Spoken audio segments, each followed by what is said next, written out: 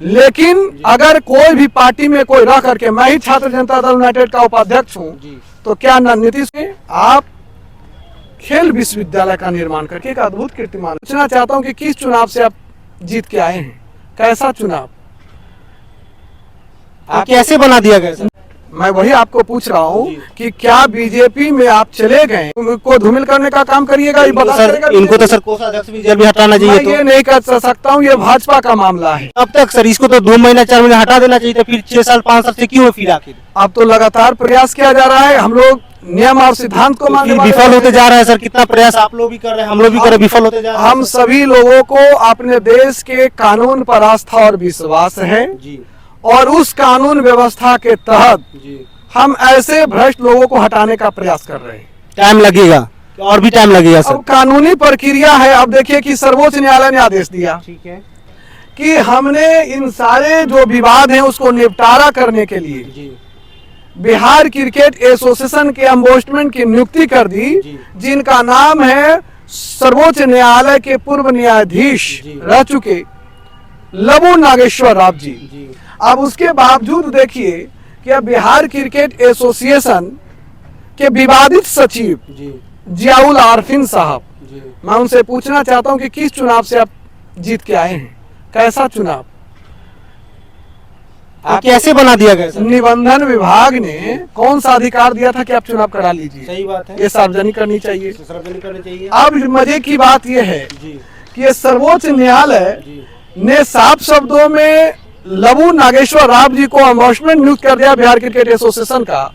उसके बाद एक एजेंडा कल आई, ये देखिए कल के डेट का है, कि जो एजेंडा है बिहार क्रिकेट एसोसिएशन का, उसमें 28 सितंबर को appointment of the ombudsman and ethics officer of Bihar cricket association. इसका मतलब है कि ये सारे लोग सर्वोच्च न्यायालय से ऊपर के लोग हैं। अच्छा, ये सर्वोच्च न्यायालय की जो भावना है और जो उनका आदेश है उसकी अवहेलना है। तो सर ये यहाँ पे तो लोकपाल को भी नहीं मान रहे हैं। अगर मान लीजिए बिहार में कुछ भी अगर हो रहा है, बीसी अगर कुछ भी कर रहे थे बीच में, तो अब लोकपाल साहब आएंगे, इसमें तो नजरअंदाज को जरूर करेंगे। मैं पहले ही कह चुका हूँ कि हमारे देश के ओजस्वी प्रधानमंत्री जी, हमारे प्रदेश के माननीय मुखिया नीतीश कुमार जी भ्रष्टाचार के खिलाफ जीरो टॉलरेंस की नीति में हैं और हमें अपने देश की कानून व्यवस्था पर पूरी आस्था और विश्वास है। तो सर बीजेपी के 2 उपाध्यक्ष हैं, ये भी राकेश तिवारी, ये भी तो आपको सर पता है? नहीं, आपको मालूम नहीं है, वो उपाध्यक्ष नहीं, वो कोषाध्यक्ष है। कोषाध्यक्ष है, हाँ, कोषाध्यक्ष सर बीजेपी के ही है वो। जैसे आप ये जान लीजिए कि बीजेपी के हैं, तो बीजेपी पार्टी के नाम पर भ्रष्टाचार करने की आजादी है क्या? तो फिर रुकना तो चाहिए सर। मैं वही आपको पूछ रहा हूँ कि क्या बीजेपी में आप चले गए तो आपको माननीय प्रधानमंत्री महोदय जी भ्रष्टाचार करने के लिए कहे हैं? अरे भाई, आप ऐसे ओजस्वी प्रधानमंत्री के सिपाही हैं जो जीरो टॉलरेंस की नीति अपनाते हैं भ्रष्टाचार के खिलाफ, और आप उनके आड़ में मान लिया उनका छवि पर को धूमिल करने का काम करिएगा। इनको तो सर कोषाध्यक्ष भी जल्द हटाना चाहिए। मैं ये नहीं कर सकता हूँ, ये भाजपा का मामला है। लेकिन अगर कोई भी पार्टी में कोई रह करके, मैं ही छात्र जनता दल यूनाइटेड का उपाध्यक्ष हूँ, तो क्या नीतीश कुमार जी हमको कह दिए कि जाओ भ्रष्टाचार करो? ऐसी कोई बात नहीं है।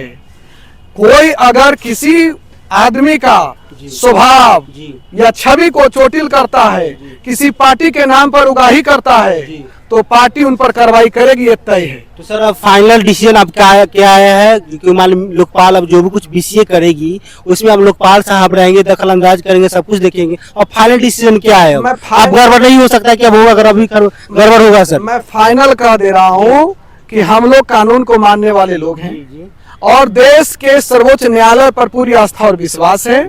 सर्वोच्च न्यायालय ने पूर्व न्यायाधीश आदरणीय श्री लबू नागेश्वर राव जी को बिहार क्रिकेट एसोसिएशन का लोकपाल नियुक्त किया है। उनका जो डिसीजन होगा वही सर्वमान्य होगा और हमें आशा नहीं पूर्ण विश्वास है कि जिस दिन उनका डिसीजन आ जाएगा बिहार क्रिकेट एसोसिएशन के सारे विवादों की निपटारा हो जाएगी। चलिए, बहुत बहुत अच्छा बात सर। आप जो भी लोग इसमें थे उनको हम धन्यवाद बोलेंगे सर, क्योंकि सर मैं भी क्रिकेटर रह चुका हूँ, मैं भी क्रिकेट में दिलचस्पी हूँ, तो हम चाहते हैं जो भी अगर गड़बड़ी हो रहा है सर वो दिख जाता है, सबको दिख जाता है। देखिए गड़बड़ी तो आप तो बता दिए ना कि अब ये आज 28 सितंबर को चुनाव करने का तिथि घोषित कर दिए जी। तो भाई ये माननीय सर्वोच्च न्यायालय ने जब लोकपाल नियुक्त कर दिया है जी। तो इतनी हड़बड़ाहट और घबराहट में आप क्यों इतने बेचैन क्यों हैं चुनाव कराने के लिए? ये अधिकार आपको किसने दिया? आप सर्वोच्च न्यायालय ने जो एम्बॉसमेंट और नियुक्त कर दिया है बिहार क्रिकेट एसोसिएशन का, तो आप अपने एजेंडा में कैसे शामिल कर लेंगे? ये अपने मन से को कर रहे हैं सर, आप तो वही तो कर रहे हैं। क्योंकि ये लोकपाल को भी नहीं मान रहे, अपने मन से गए फिर किसी को नियुक्त करवा दिए। अब हम कहें सर्वोच्च न्यायालय को नहीं माने तो हमसे ज्यादा कोई मूर्ख हो।